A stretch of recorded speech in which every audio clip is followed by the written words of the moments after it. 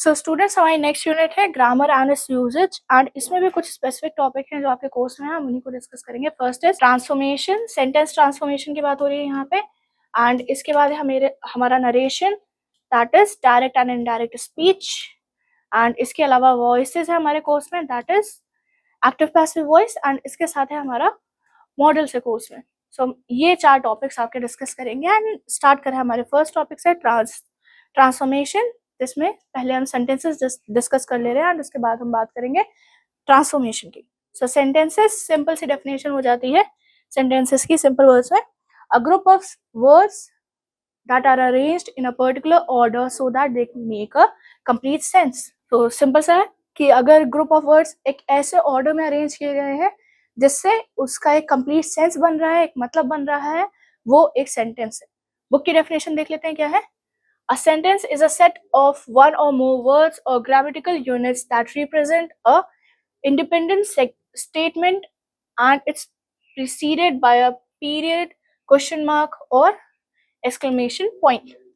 तो इन्होंने क्या कहा, इन्होंने कहा कि सेंटेंस जो है वो एक या कई सारे वर्ड्स का मिक्सचर है या फिर ग्रामेटिकल यूनिट्स का मिक्सचर है जिससे एक इंडिपेंडेंट सेंटेंस बन रहा है, इंडिपेंडेंट स्टेटमेंट बन रहा है, जिसके एंड में जो है पीरियड लगा हुआ है विच मीन्स फुल स्टॉप, या तो क्वेश्चन मार्क लगा हुआ है या तो एक्सक्लेमेशन पॉइंट लगा हुआ है। ये पूरा मिला के बनेगा आपका एक सेंटेंस। ठीक है, तो अब देख लेते हैं जल्दी से कि सेंटेंस की क्या क्या चीजें होती है।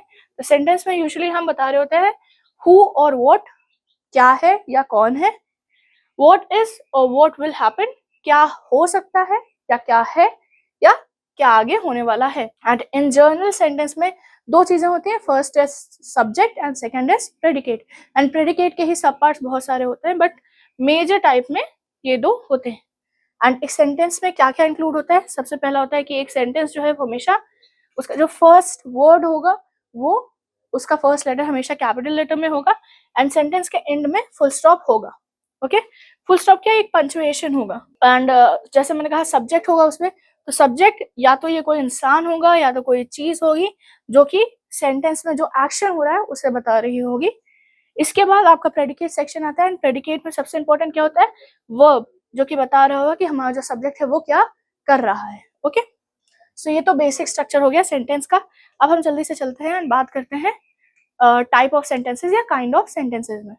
तो सेंटेंसेस ऑन द सेंटेंसेस जो है वो 2 बेसिस पे डिसाइड होता है। First is on the basis of purpose, ठीक है, एंड इसमें भी इनकी सब कैटेगरीज होती हैं, 5 सब कैटेगरीज है।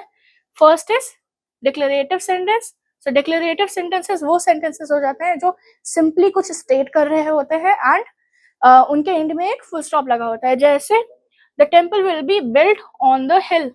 सो अगर टेम्पल जो है वो हिल पे बिल्ड हो रही है, सिंपल सा सेंटेंस है कि टेम्पल जो है वो पहाड़ पे या पहाड़ पे बिल्ड होगी, बनाई जाएगी। ठीक है, ये एक सिंपल सा सेंटेंस है, ये आपको एक फैक्ट स्टेट कर रहा है कि ये चीज ऐसे होगी एंड एंड में आप देख सकते हैं फुल स्टॉप भी लगा हुआ है। इसके अलावा आप देख सकते हैं ही इज ऑलवेज प्रिपेयर्ड, वो हमेशा तैयार रहता है। ये भी आपको सिर्फ उस इंसान के बता रहा है कि वो हमेशा तैयार रहता है। एक और एग्जांपल आप देख लीजिए, he never chased N injured animal, वो कभी भी एक इंजर्ड एनिमल को चेस करने की यानी कि उसका पीछा करने की कोशिश नहीं करता। फिर से उस लड़के के बारे में या ही के बारे में कुछ बता रहा है और कुछ एक्स्ट्रा हमें पता नहीं चल रहा है। ठीक है, ये तो हो गया डिक्लेरेटिव सेंटेंसेस। अब हम बात करते हैं हमारे नेक्स्ट टाइप जो कि है इंट्रोगेटिव सेंटेंसेस। इंट्रोगेट वर्ड से बना है जिसका मतलब हो जाता है पूछताछ करना। सो इंट्रोगेटिव सेंटेंसेस में क्या हो जाएंगे, the sentences that ask a question are called interrogative sentences. And यही चीज यहाँ पे भी लिखी हुई है, a sentence that ask a question and इसके एंड में हमेशा एक क्वेश्चन मार्क रहेगा। इंट्रोगेटिव सेंटेंसेस रिकॉग्नाइज करना सबसे इजी है, क्यों, क्योंकि इनके एंड में हमेशा आपको क्वेश्चन मार्क मिल जाएगा। Example, how did you reach the university, तुम यूनिवर्सिटी तक कैसे पहुंचे, या when will you reach university, तुम यूनिवर्सिटी तक कब तक पहुंचोगे। इंट्रोगेटिव के बाद आ जाते हैं एक्सक्लेमेटरी सेंटेंसेस। सो एक्सक्लेमेटरी एक्सक्लेम वर्ड से बना है जिसका मतलब हो जाता है आश्चर्य प्रकट करना। सो आश्चर्य से आप अंदाजा लगा सकते हैं कि ऐसे सेंटेंसेस जो आपके स्ट्रॉन्ग इमोशंस एक्सप्रेस कर रहे हो, किसी भी तरीके का इमोशन, चाहे वो हैप्पीनेस हो, चाहे वो सैडनेस हो, चाहे वो सॉरो हो, किसी भी तरीके का इमोशन अगर एक सेंटेंस में एक्सप्रेस हो रहा है वो एक्सक्लेमेटरी सेंटेंस है। एंड इसे भी रिकॉग्नाइज करना बहुत ईजी है क्योंकि सेंटेंस के मिड में या सेंटेंस के एंड में जो है एक्सक्लेमेटरी सेंटेंस लगा होता है। Example, the event was surprising, ये पॉजिटिव सेंस में जाएगा। The event was very surprising, event जो है वो बहुत ही आश्चर्यजनक था। Okay, next is the house is on fire, ये थोड़ा सा आप कह सकते हो कि डरा हुआ है इंसान, या द पर्सन इज शॉक्ड कि अरे घर में आग लगी हुई है। ठीक है, उस सेंस में जाएगा सेंटेंस। सो जितने भी एक्सक्लेमेटरी सेंटेंस होंगे वो कोई ना कोई फीलिंग एक्सप्रेस कर रहे होंगे। कुछ वर्ड्स आते हैं एक्सक्लेमेटरी सेंटेंसेस के लिए, जैसे alas, it shows sadness, hurray, it shows happiness, Bravo, it also shows happiness. Okay, and so on. Next type पे बात करते हैं, तो नेक्स्ट आ जाते हैं हमारे इंपरेटिव सेंटेंसेस। इंपरेटिव सेंटेंसेस ये थोड़े से आपको डिक्लेरेटिव से कंफ्यूज कर सकते हैं क्योंकि ये भी फुल स्टॉप से एंड होते हैं, बट मेजर डिफरेंस जो इंपरेटिव और डिक्लेरेटिव में रहता है वो ये है कि इंपरेटिव सेंटेंसेस या तो कोई डायरेक्ट कमांड दे रहा होगा, किसी तरीके का एक डायरेक्ट ऑर्डर होगा, एडवाइस होगी, सजेशन होगा या फिर रिक्वेस्ट होगी। सो अगर किसी सेंटेंस में आपको एक डायरेक्ट कमांड दिख रहा है, ऑर्डर दिख रहा है, एडवाइस दिख रही है, सजेशन दिख रहा है या रिक्वेस्ट दिख रहा है, वो sentence automatically without any doubt imperative sentence हो जाएगा। Fill eat all your food, it's a command. Fill अपना पूरा खाना खा लो। सेकेंड आप एग्जाम्पल देख सकते हैं, please return this bike on time. कृपया, सिंपल सा आ गया, प्लीज लगा हुआ है, रिक्वेस्ट करा है कि कृपया करके ये बाइक जो है वो समय पे डिलीवर कर देना, समय पे रिटर्न कर देना। नेक्स्ट ये भी कमांड है, don't throw the ball very far, ball को जो है ज्यादा दूर मत फेंकना, कमांड ही है। ओके, तो ये तो बात हो गई ऑन द बेसिस ऑफ, तो है on the basis of purpose. अब हम बात करते हैं on the basis of structure. So structure के बेसिस पे 4 टाइप्स बन जाते हैं आपके। फर्स्ट इज सिंपल सेंटेंस, वो सेंटेंस जिसमें एक इंडिपेंडेंट क्लॉज यूज हो रहा है, सिंपल सी बात हो रही है, वो हो जाते हैं हमारे सिंपल सेंटेंसेस, कोई भी डिपेंडेंट क्लॉज नहीं है। He laughed, I like watching TV, ये सब जो हो जाएंगे ये एग्जाम्पल्स हो जाएंगे सिंपल सेंटेंसेस के, watching TV। ठीक, नेक्स्ट आते हैं हमारे कंपाउंड सेंटेंसेस। कंपाउंड सेंटेंसेस इसमें आप कह सकते हो कि कंजंक्शन वर्ड यूज हो रहे होंगे। कंजंक्शन वर्ड कौन से होते हैं, बट, एंड, और, ईदर, ईदर और, नीदर नॉर, बिकॉज, सिंस, ये सारे हमारे कंजंक्शन वर्ड्स है। एंड इसमें भी क्या होता है कि हमारे पास 2 इंडिपेंडेंट क्लॉजेस रहेंगे। एंड कई बार होता है कि कॉमा के साथ भी सेपरेशन होता है, अगर कंजंक्शन नहीं यूज हो रहा है सेंटेंस में तो कॉमा से सेपरेशन हो रहा होता है। तो इसका example, I like pineapple but my brother likes mangoes. मुझे जो है वो पाइनएप्पल खाना पसंद है पर मेरे भाई को जो है मैंगो खाना पसंद है। तो पर जो है उससे हमारा सेंटेंस 2 सेपरेट सेंटेंसेस कनेक्ट हुए। और आप ये भी कर सकते हो कि आप देख सकते हो यहाँ पे 2 सिंपल सेंटेंसेस को बट से कनेक्ट किया गया है। आई लाइक पाइनएप्पल, ये एक सेपरेट सेंटेंस है, मुझे पाइनएप्पल पसंद है, ये एक सेंटेंस हो गया सिंपल। दूसरा हो गया, माई ब्रदर लाइक्स मैंगोस, मेरे भाई को मैंगो खाना पसंद है, ये एक दूसरा सिंपल सेंटेंस हो गया। तो कंपाउंड सेंटेंसेस को आप इस तरीके से भी याद रख सकते हो कि जब दो सिंपल सेंटेंसेस को मर्ज किया जा रहा है कंजंक्शन की हेल्प से, तब बन जाता है हमारा कंपाउंड सेंटेंस। ओके, अब हम बात करते हैं कॉम्प्लेक्स सेंटेंसेस की। तो वो सेंटेंसेस जिसमें हमारे इंडिपेंडेंट क्लॉज भी हो, साथ में डिपेंडेंट क्लॉज भी हो, कम से कम एक डिपेंडेंट क्लॉज होना चाहिए सेंटेंस में। एंड इसमें कौन कौन से वर्ड्स यूज होते हैं, इसमें सबऑर्डिनेट कंजंक्शंस यूज होते हैं। अब सबऑर्डिनेट कंजंक्शन कौन कौन से होते हैं, ऑल्दो, बिकॉज, या फिर हमारा रिलेटिव प्रोनाउन इसमें यूज हो जाता है जो कि है हु और विच। इसका एग्जांपल जल्दी से देख लेते हैं। I met the person who had helped me, मैं उस इंसान से मिली जिसने मेरी मदद की थी।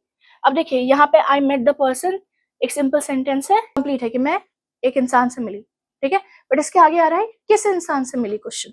तो किस इंसान से मिली, जिसने मेरी हेल्प की थी। तो ये आपका इंडिपेंडेंट है एंड ये सेंटेंस हैड हेल्प्ड मी ये इस पे डिपेंडेंट है। ठीक है, तो जब आपको एक ऐसा सेंटेंस मिले जिसमें आपका एक सेंटेंस का एक हाफ जो है वो इंडिपेंडेंट हो एंड कम से कम एक हाफ ऐसा हो जो डिपेंडेंट हो, वो हो जाएगा हमारा कॉम्प्लेक्स सेंटेंस। लास्ट जो टाइप हमारा आ जाता है वो है कॉम्प्लेक्स कंपाउंड सेंटेंसेस। तो ये वो सेंटेंसेस हो जाते हैं जिसमें कम से कम 2 इंडिपेंडेंट सेंटेंसेस हो एंड कम से कम एक डिपेंडेंट सेंटेंस हो। ये डिफरेंस याद रखिए, 2 डिपेंडेंट सेंटेंसेस चाहिए मुझे और कम से कम एक डिपेंडेंट क्लॉज चाहिए। ओके, एग्जाम्पल पे आते हैं, एग्जाम्पल से समझिए। He went to college and I went to market from where I bought a। तो इसमें देखिए he went to college एक सेंटेंस है, I went to market एक सेंटेंस है, I bought a book तीन सेंटेंसेस हैं इसमें। तो इसमें ये जो he went to college, वो कॉलेज गया, ये एक सिंपल सेंटेंस है। I went to market, ये एक सिंपल सेंटेंस है, सिंपल है और ये इंडिपेंडेंट भी है। Okay, I bought a book, ये आपका डिपेंडेंट जो हो जा रहा है कि मैं मार्केट गई थी और मैं वहां से जो है बुक लेके आई। मार्केट गई थी, मार्केट से कुछ तो लाई होगी, क्या लाई? बुक लाई। ठीक है, सो आई बॉट अ बुक जो है ये हमारा ये आप कह सकते हो where I bought a book, ये हमारा डिपेंडेंट क्लॉज हो जा रहा है। तो देखिए रूल फॉलो हो रहा है, दो इंडिपेंडेंट क्लॉज है और एक डिपेंडेंट क्लॉज है हमारा। ओके, ऐसे ही आप अपना सेकेंड एग्जाम्पल यहाँ पे देख सकते हैं। I like maths, but my brother like biology because he wants to become a doctor. So first sentence, I like maths, ये एक independent sentence है। My brother likes biology, ये एक second independent sentence है। Because he wants to be a doctor, क्योंकि वो doctor बनना चाहता है, incomplete sentence है। And it is a dependent sentence, किस पे dependent है? हमारे second वाले sentence पे dependent है। मेरा भाई बायोलॉजी, मेरे भाई को बायोलॉजी पसंद है, क्यों? क्योंकि वो डॉक्टर बनना चाहता है। ठीक है, तो आई होप आपको कॉम्प्लेक्स कंपाउंड सेंटेंसेस समझ में आ गए होंगे। एंड अब हम बात करते हैं उस टॉपिक की जो हमारे कोर्स में है, यानी कि transformation of sentences and transformation of sentences. आपकी बुक में जो है वो 4 दिए हुए हैं। First is simple to complex sentences, second is exclamatory to assertive sentences, vice versa also, interrogative and assertive, interrogative into assertive and assertive into negative sentences. Okay, तो simple complex आपको ऊपर सिंपल का मीनिंग समझ में आ गया था। अब इसके जल्दी से रूल्स देख लेते हैं। रूल नंबर 1 आ जाता है, in a simple sentence present participle can be converted into a complex statement by introducing terms like since, as, when at the start of the sentence. So इसका मतलब क्या हो गया कि एक सिंपल सेंटेंस को जब हम कॉम्प्लेक्स सेंटेंस में कन्वर्ट करना चाह रहे हैं तो उसका जो प्रेजेंट पार्टिसिपल होता है हम उसको कन्वर्ट करने के लिए सिंस, एज या व्हेन जैसे टर्म्स को सेंटेंस के स्टार्टिंग में लगा देते हैं। ओके, सो प्रेजेंट पार्टिसिपल पहले तो होता क्या है, तो वो वर्ड्स जो आईएनजी लगे होते हैं। ओके, सो देखिए shutting the gate, I went back to college, यानी कि दरवाजा बंद करते हुए मैं कॉलेज के लिए चली गई। तो इसका कॉम्प्लेक्स अगर मैं बनाऊंगी तो किस तरह बन जाएगा, when I shut the gate I went back to college, जब मैंने दरवाजा बंद किया तब मैं कॉलेज चली गई। ठीक है, ये हो गया फर्स्ट रूल एंड उसका एग्जाम्पल। सेकेंड रूल की बात करते हैं। A simple sentence comprising being or verb plus ing is converted into a complex sentence by using the terms like as, since, when in the starting part of the sentence. So ये हो गए हमारे types of sentences and अब हम चलते हैं transformation of sentences में। वैसे तो कई सारे टाइप्स होते हैं सेंटेंस ट्रांसफॉर्मेशन के, बट हम इस बुक में जो है 4 टाइप्स डिस्कस करने जा रहे हैं। First is simple into complex sentence and vice versa, exclamatory into assertive, interrogative into assertive and affirmative into negative.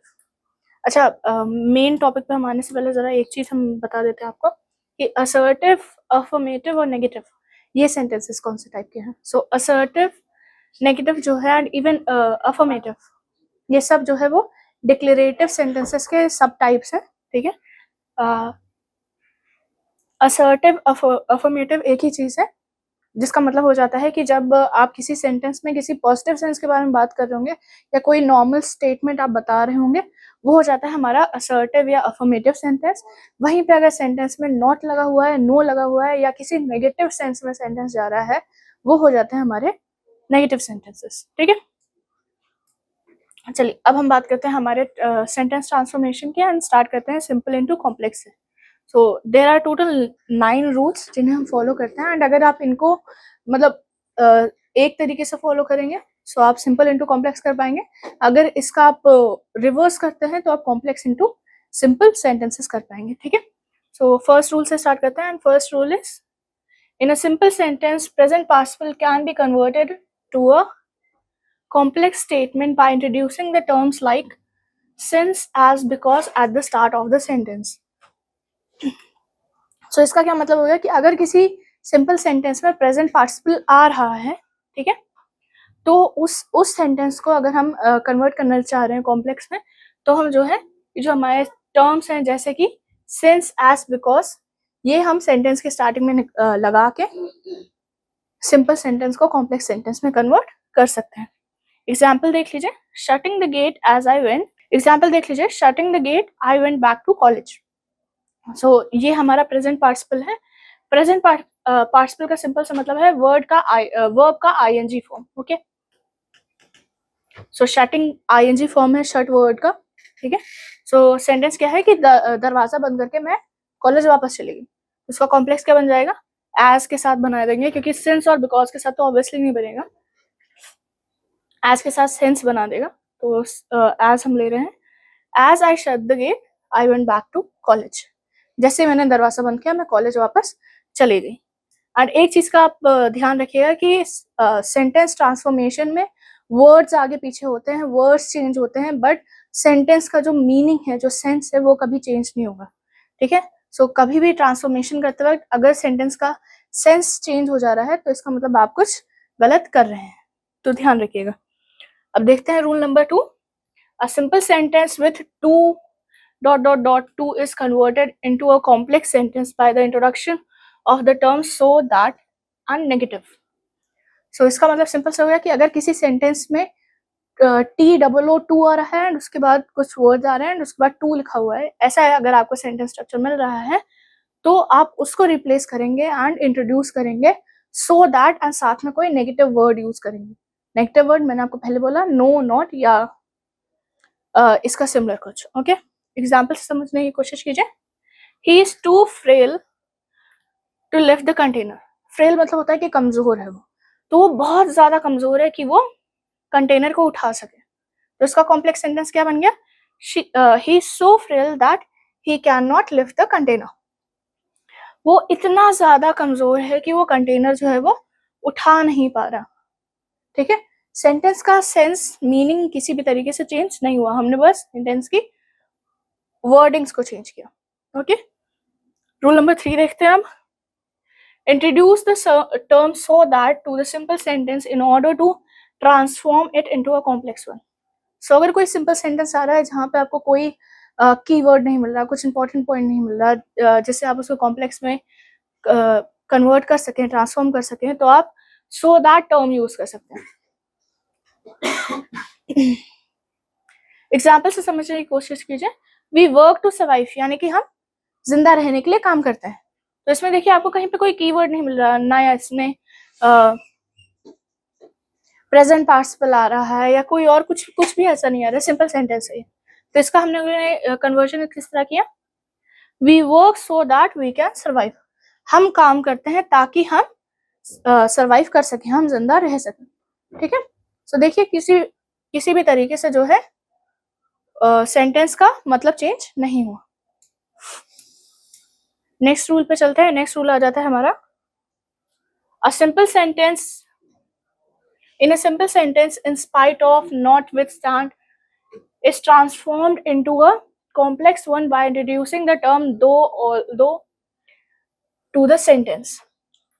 अब अगर किसी भी सिंपल सेंटेंस में in spite of, notwithstand या despite of आ रहा है, तो हम उसको ट्रांसफॉर्म करने के लिए क्या करते हैं, हम कॉम्प्लेक्स सेंटेंस में दो, ऑल्दो या इवन दो टर्म हम यूज करते हैं ताकि हम सिंपल सेंटेंस को कॉम्प्लेक्स बना सके. एग्जाम्पल देख लीजिए.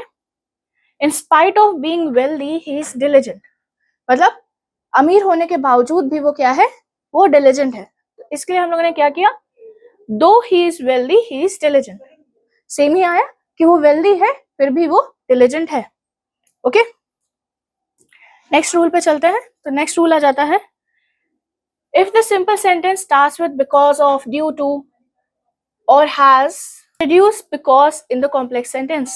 So इसका मतलब सिंपल सा हो गया कि अगर किसी सिंपल सेंटेंस में because of, due to से वो स्टार्ट हो रहा है या सेंटेंस के बीच में अगर आ रहा है कहीं पे भी because of या due to, तो आप क्या करेंगे, उसको हटा देंगे एंड because के साथ सेंटेंस को कनेक्ट करने की कोशिश करेंगे. एग्जाम्पल से समझिए, because of her sickness she could not attend the session. उसकी बीमारी की वजह से वो अपना सेशन अटेंड नहीं कर पाई। ओके, अब इसका कॉम्प्लेक्स कैसे बना? She could not attend the session because she was, वो सेशन अटेंड नहीं कर पाई क्योंकि वो बीमार थी। सेंस किसी भी तरीके से चेंज नहीं हुआ। अ सिंपल सेंटेंस ऑफ सब्जेक्ट, ये आपका यहाँ पे पूरा स्ट्रक्चर दिया हुआ है, subject plus verb plus object plus present participle is converted into a complex sentence by using, फिर से स्ट्रक्चर दिया हुआ है, subject verb object, relative pronoun of the object, be verb as per the relative noun, pronoun and tense plus rest of the phrase. So अगर आपका simple sentence का structure कुछ इस तरीके से रह रहा है, ठीक है, कि उसमें आपका सब्जेक्ट आ रहा है, वर्ब आ रहा है, ऑब्जेक्ट आ रहा है, और उसके बाद प्रेजेंट पार्टिसिपल, ये कुछ स्ट्रक्चर आपका सिंपल सेंटेंस का बन रहा है, तो उसका अगर जब आप कॉम्प्लेक्स सेंटेंस में आप चेंज कर रहे होगे तो उसका जो स्ट्रक्चर आएगा वो कुछ इस फॉर्मेट में आएगा कि सबसे पहले आपका सब्जेक्ट आ जाएगा, वर्ब आ जाएगा, ऑब्जेक्ट आ जाएगा, फिर ऑब्जेक्ट के रेफरेंस पे एक रिलेटिव प्रोनाउन आएगा, डिपेंडिंग कि वो मेल है, फीमेल है, या लिविंग थिंग है या नॉन लिविंग थिंग है, उसके बेसिस पे रिलेटिव प्रोनाउन आएगा, एंड इस रिलेटिव प्रोनाउन के बेसिस पे जो है एक वर्ब आएगा, एंड उस वर्ब के अकॉर्डिंग टेंस आएगा, ठीक है, एंड उसके बाद जो बाकी आपका सेंटेंस बचा है वो आ जाएगा। ओके, सो एग्जांपल देख लेते हैं। I noticed a kite soaring by. So इसका कॉम्प्लेक्स सेंटेंस जो बन जाएगा वो हो जाएगा, I noticed a kite which was soaring. मैंने एक उड़ती हुई या बहुत तेज उड़ती हुई पतंग देखी। मैंने नोटिस किया कि एक पतंग थी जो कि उड़ रही थी या बहुत तेज हवा स्काई में जो है वो चल रही थी। Okay, to change a simple sentence starting with without into a complex sentence introduce if in case. So अगर किसी सिंपल सेंटेंस की स्टार्टिंग जो है वो विदाउट से हो रही है तो वहां पे सेंटेंस के अकॉर्डिंग हम इफ या इन केस का यूज कर देते हैं। एग्जाम्पल देख लीजिए, without incorporating the salt the soup will taste terrible. बिना नमक डाले जो है सूप जो है वो बहुत ही टेरिबल टेस्ट करेगा। सो इसका कॉम्प्लेक्स किस तरह बना है? इफ के साथ, if you do not incorporate salt the soup will be terrible. अगर तुमने सॉल्ट नहीं डाली तो सूप जो है वो बहुत ही टेरिबल टेस्ट करेगा। सेंस आप देख सकते हैं कि जितने भी मैंने आपको रूल्स बताए किस तरीके से कन्वर्ट हो रहे हैं, किस तरीके से सेंटेंस का जो सेंस है वो कहीं पे भी चेंज नहीं हो रहा। ओके, 8th रूल हमारा जल्दी से देखते हैं। A simple sentence with the term at the time can be converted to a complex sentence by using the term when. So अगर किसी सिंपल सेंटेंस में at the time फ्रेज आपको देखने को मिल रहा है तो उसको जो है हम when के साथ रिप्लेस करके सेंटेंस कॉम्प्लेक्स कर सकते हैं। ओके, एग्जाम्पल देख लीजिए, Helen got up at the time of the power cut. Power cut के समय जो है हेलेन उठ गई। तो इसका कॉम्प्लेक्स क्या बना? Helen got up when there was a power cut. जब पावर कट था तब हेलेन उठ गई। ओके, लास्ट रूल जल्दी से देख लेते हैं। In case of a complex sentence adjective in the simple sentence will be changed to that of in a complicated statement. अगर कहीं पे भी complicated statement आ रहा है या आप कह सकते हो कहीं पे आप adjective यूज कर रहे हैं तब हम जो है उसको which या that यूज करके सेंटेंस को हम फॉर्म करने की कोशिश करते हैं। एग्जाम्पल से समझिए, it was a green hoodie. तो जो हुडी थी वो ग्रीन कलर की थी, ये ग्रीन कलर की हुडी है। It was a hoodie that was green, ये एक हुडी है जो कि ग्रीन कलर की है। तो ये तो बात हो गई सिंपल से कॉम्प्लेक्स सेंटेंस की। एंड अगर आप कॉम्प्लेक्स से सिंपल करना चाह रहे हैं, रूल्स को थोड़ा सा मतलब रिवर्स कर दीजिएगा, आपके जो ट्रांसफॉर्मेशन है वो हो जाएंगे। अब हम चलते हैं एक्सक्लेमेटरी एंड असर्टिव के बारे में। सो एक्सक्लेमेटरी मैंने आपको पहले भी बताया था कि एक्सक्लेमेटरी सेंटेंसेस वो सेंटेंसेस होते हैं जिसमें हम अपनी कोई स्ट्रॉन्ग फीलिंग एक्सप्रेस कर रहे होते हैं। एंड असर्टिव जो है वो ऐसे डिक्लेरेटिव सेंटेंसेस जो कि पॉजिटिव सेंस में सेंटेंस दे रहे होते हैं, उनको हम कहते हैं असर्टिव सेंटेंस या अफर्मेटिव सेंटेंस। सो सीधा हम लोग चलते हैं इनके ट्रांसफॉर्मेशन के रूल्स पे। सबसे पहले आ जाता है कि आप स्ट्रक्चर देखेंगे एंड इस स्ट्रक्चर के बेसिस पे स्ट्रक्चरल चेंज आएगा। साथ में एग्जांपल है, तो सबसे पहला स्ट्रक्चर हम देखते हैं क्या। अगर सेंटेंस का एक्सक्लेमेटरी सेंटेंस का स्ट्रक्चर है प्लस ए या एन, कोई एडजेक्टिव है या एडवर्ब है, सब्जेक्ट है और उसके साथ कोई वर्ब है। एग्जांपल नजर आइए, what a nice baby, what के साथ स्टार्ट हो रहा है, अ है, नाइस आ गया हमारा, फिर हमारा सब्जेक्ट आया एंड उसके बाद हमारा वर्ब आ गया। ठीक है, इसका जब हम कन्वर्शन कर रहे होंगे तो किस तरीके से होगा, सबसे पहले हमारा सब्जेक्ट आ जाएगा, फिर हमारा वर्ब आ जाएगा, फिर एंड जो भी सेंटेंस में यूज हो रहा है वो आ जाएगा, वेरी, फिर हमारा एडजेक्टिव या। अब इसका रूल क्या है कि अगर किसी असर्टिव सेंटेंस में व्हाट या एन आ रहा है उसे हम रिप्लेस करके वेरी से रिप्लेस कर देंगे एंड उसके बाद जो है हम हमारा वर्ब लगा देंगे एडवर्ब या एडजेक्टिव के बाद। वो सेंटेंस था हमारा what a nice baby you are, तो जब हमने इसको असर्टिव में कन्वर्ट किया तब हमने क्या कर दिया, you are a very nice baby. इसका एक और आप एग्जांपल ले सकते हैं, what a beautiful scenery it is a very beautiful scenery. Next आ जाता है rule, in a assertive sentence how is replaced by a very and it is used after verb. So अगर कोई सेंटेंस है जिसमें हाउ आ रहा है, exclamatory sentence है जिसमें हाउ आ रहा है एंड उसको जब हम असर्टिव में कन्वर्ट कर रहे हैं तो हम हाउ की जगह पे वेरी यूज करते हैं एंड साथ में जो है हम उसके बाद वर्ब लगा देते हैं। तो स्ट्रक्चर क्या रहा, हाउ, एडवर्ब या एडजेक्टिव एंड उसके बाद हमारा सब्जेक्ट फिर वर्ब। असर्टिव सेंटेंस का स्ट्रक्चर क्या रहा, सब्जेक्ट, वर्ब, वेरी, एडजेक्टिव या एडवर्ब। एग्जांपल जल्दी से देख लेते हैं, हाउ ब्यूटिफुली यू सिंग, तुम कितनी खूबसूरती से गाते हो। ओके, तो इसका असर्टिव सेंटेंस क्या हो गया, यू सिंग वेरी ब्यूटिफुली। तो ये था हमारा सेकेंड रूल। अब चलते हैं जरा थर्ड रूल पे।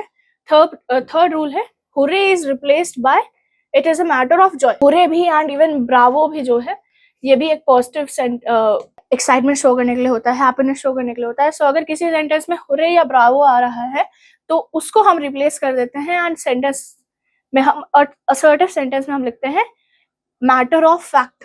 ओके, सो स्ट्रक्चर क्या हो जाएगा, hurray plus subject plus verb plus इसके आगे के सेंटेंस। ओके, तो इसका स्ट्रक्चर क्या हो जाएगा असर्टिव में, it is a matter of joy that, subject, verb and बाकी हमारा सेंटेंस। एग्जांपल से समझने की कोशिश कीजिए, hurray we won the match, यानी कि अरे वाह हम जीत गए। तो इसका असर्टिव कैसे बनेगा, it is a matter of fact that we won, we have won. जिस तरीके से हमारा स्ट्रक्चर था हमने वही रखा है एंड एज सच ज्यादा चेंजेस हमने लाई नहीं। Okay, next rule third rule की तरह ही है बट इसमें अलास वर्ड यूज हुआ है एंड अलास वर्ड जो है वो सोरो, अलास वर्ड जो है वो सोरो शो करने के लिए यूज करते हैं। तो इसके लिए हम क्या करेंगे, sorrow will be replaced by a matter of सोरो।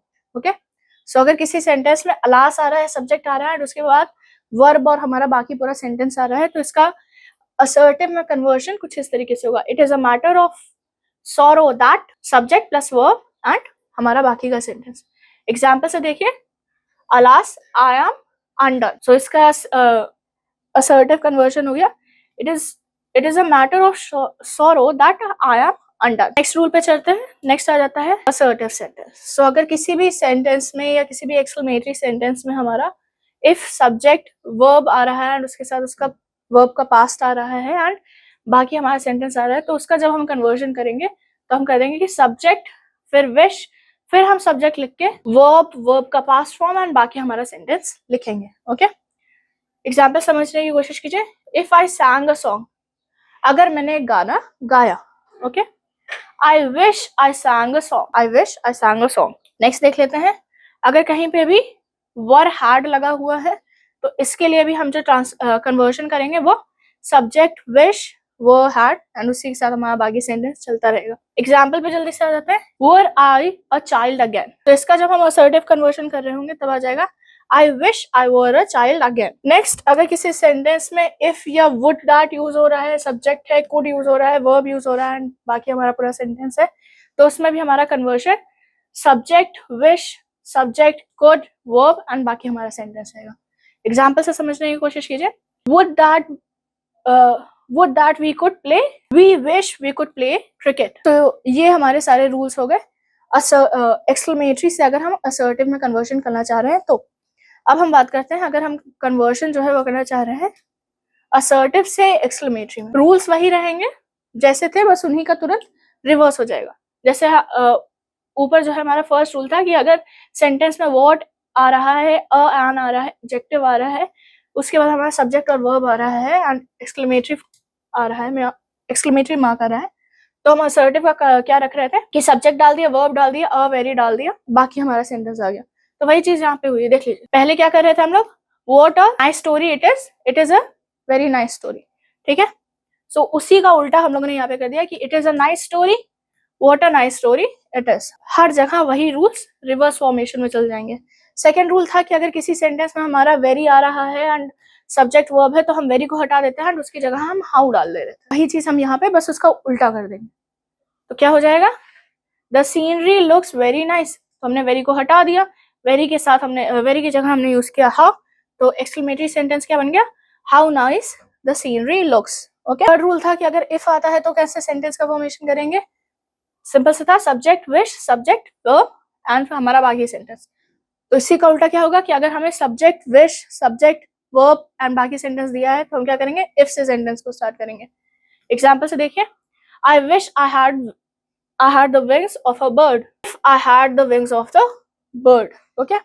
नेक्स्ट है, लास्ट हमारा वुड के साथ कि अगर वुड दैट लगा हो या इफ दैट लगा हो एंड सेंटेंस हो, कुड लगा हो, वर्ब लगा हो, तो हम क्या कर रहे थे, subject wish subject could verb and बाकी हमारा सेंटेंस, ठीक है।